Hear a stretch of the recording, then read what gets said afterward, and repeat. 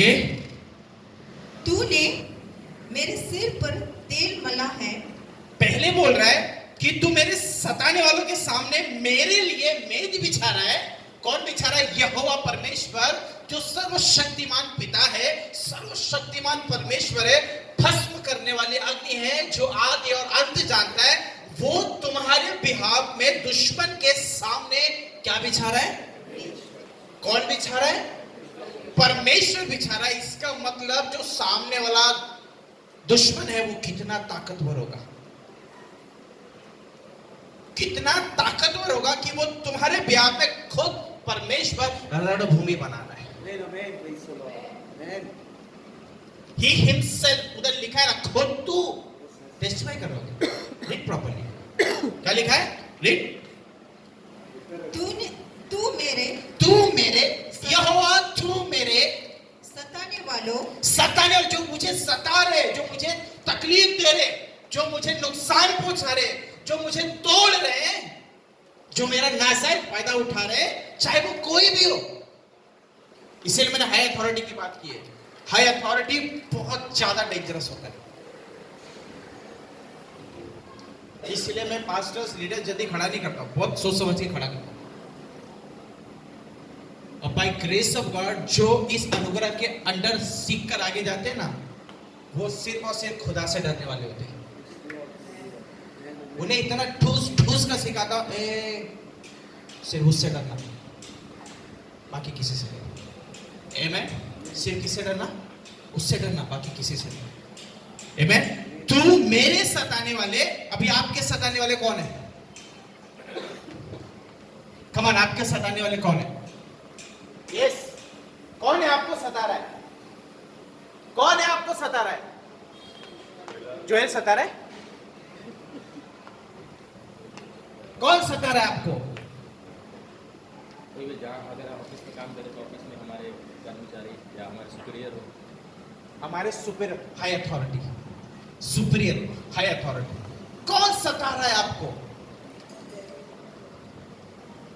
कई बार हम अगर परिवार से अकेले विश्वासी हो तो हमारे माता पिता या हमारे रिश्तेदार, माय गॉड, अगर हम अकेले विश्वासी परिवार में, तो हमें सताव किससे आती है? हमारे, अरे जिस माँ ने तुझे गर्भ में रखा 9 महीने, वो सताएगी तुझे? हो सकता यस, बाइबल कहता है कि तेरी दूध पिलाने वाली तेरी माँ तुझे, क्या कहीं ऐसा लिखा है कि तेरी आत्मिक माँ तुझे छोड़ देगी? लिखा है? कोई नहीं कहता, लिख लो, ये मैं बिंदास बोलता हूं, बिंदास बोलता हूं। आत्मिक माँ बाप का दर्जा परमेश्वर ने सबसे ऊपर रख दिया, सबसे ऊपर। इसका मतलब ये नहीं कि आप अपने शारीरिक माँ बाप का अपमान करो। आमेन। लोगों को टीचिंग्स हजम नहीं होती, पसंद नहीं आती, फिर क्या सिखा रहे हो? यस,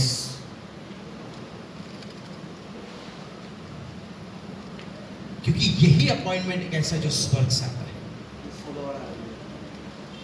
यही अपॉइंटमेंट ऐसा है जो खत्म नहीं होती। पास्टरशिप आप खो सकते हो, चर्च लीडरशिप आप खो सकते हो।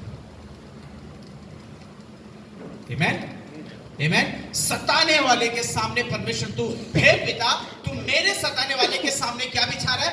मेज बिछा रहा है। अब सताव शुरू हुआ कितना साल पहले? आप अपने अपने सालों को याद करो, कितने साल पहले? फ्रेडी चर्च छोड़ के कितना साल हुआ था?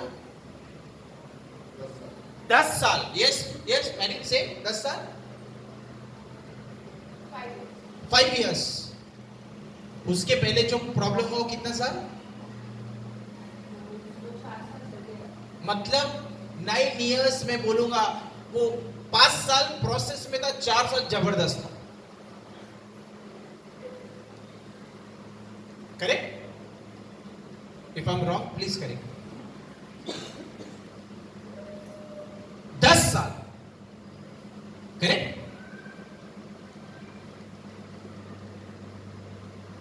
10 years, 9 years, कितने साल? 20 साल। दुश्मन ले लठेड़, ले धो रहा है। कौन मार रहा है? कौन सता रहा है आपको?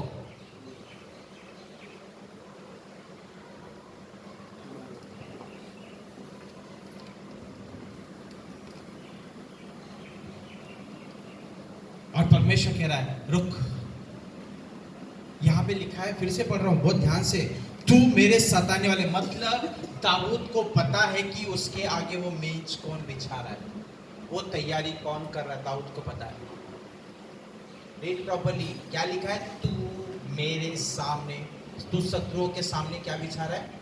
तू मतलब कौन देख रहा है?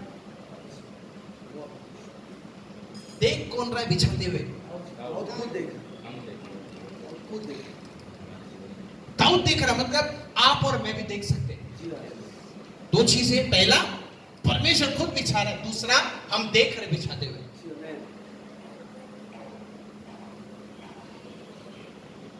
अभी नहीं सुधरोगे ना तो मालिक नहीं, अल्लाह भी मालिक है कि नहीं?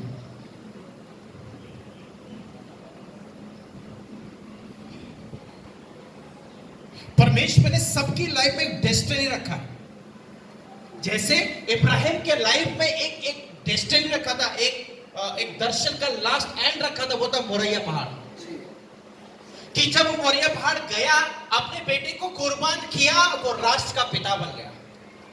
जब डेस्टिनी तुम पहुंचते हो ना, तुम्हारे लिए एक फ्रूट रख दिया जाता है। जब मूसा ने क्या देखा? मूसा अपने डेस्टिनी तक पहुंच नहीं पाया because of he disobeyed God.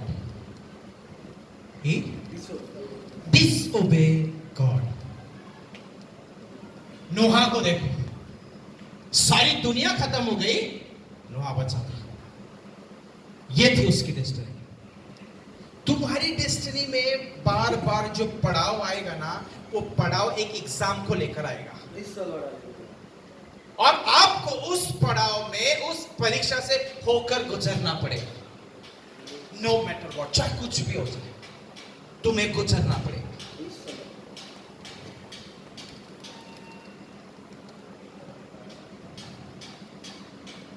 जोना की डेस्टिनी क्या थी? जोना को क्या बोला गया? जोना जा और क्या कर? निनवे शहर को जा और क्या कर? Go and preach. ऐसा है। Go and declare my word. जा और मेरे शब्दों का ऐलान कर। जा और क्या कर? ऐलान कर। निनवे जो शहर था ना, वो उसकी डेस्टिनी थी। जा खुदा ले जाना चाहता। पता है कैसे ले जाना चाह रहा था खुदा? खुदा इसकी डेस्टिनी पे खुद लेके जा रहा है और ऐसा खड़ा कर, ये तेरी डेस्टिनी है। लेकिन यहां से यहां तक जाने के लिए बीच में कई पड़ाव आए ना। हर पड़ाव में इन्हें एग्जाम देना पड़ा। हर पड़ाव में इन्हें, जब पड़ाव आया, तब परमेश्वर आगे खड़ा होकर इनके बिहाफ में मेज बिछाने लगा। Thank you. मतलब लड़ना है हमको, लड़ना है। कितने लोग लड़ने तैयार हैं? क्या बात है, कितने लोग लड़ने तैयार हैं? नहीं लड़ना? कितने लोग लड़ने तैयार हैं? ये कितने लोग लड़ने तैयार हैं? ये मत बोलो हमारे बिहार पे परमेश्वर लड़ेगा। अगर किसी की ऐसी मेंटेलिटी मैं आज तोड़ रहा हूं, इसीलिए बोलता हूं आई एम अ वॉरियर। मैं खुद कहता हूं मैं एक लड़ाकू इंसान हूं। मैं लड़ूंगा। वो लड़ी, आप लड़े, ये लड़ी ना कभी, ये लड़ी ना, ये लड़ी, ये खुद से लड़ी। ये किससे लड़ी?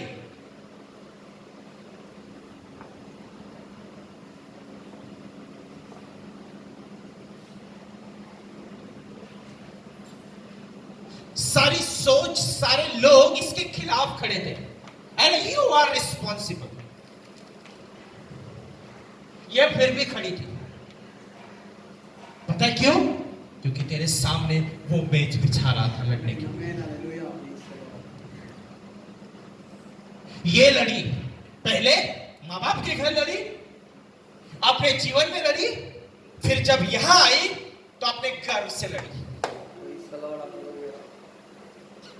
उस दुश्मन से लड़ी जो दिखाई नहीं दे रहा था, लेकिन लड़ी। और लड़कर आज खड़ी है। आमीन। हर एक पड़ाव इसने कुर्बानी दी। पहला बाप को, बहन को खोया। कितने साल की थी? 19 साल की लड़की को, अपनी बहन को खोया, जिसे अपनी लड़की के जैसा पालती थी।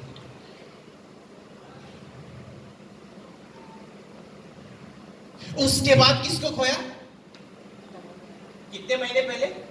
गैप 3 महीने के गैप में इसने अपने बाप को खोया।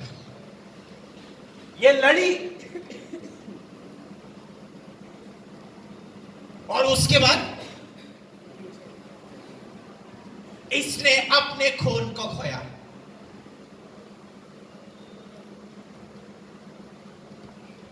एंड खुदा कहता है तेरी कुर्बानी बेकार नहीं जाएगी। ये दया माया के लिए नहीं है, क्योंकि मैं इसे बार बार कहता हूं कि जो मुझ पर है ना, उसका अंश तुझ पे है।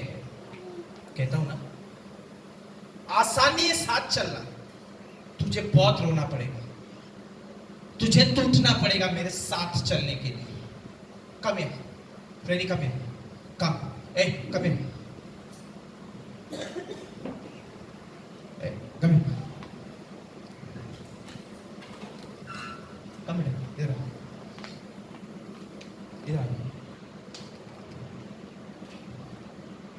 टूटना पड़ेगा। क्या करना पड़ेगा? टूटना पड़ेगा। ये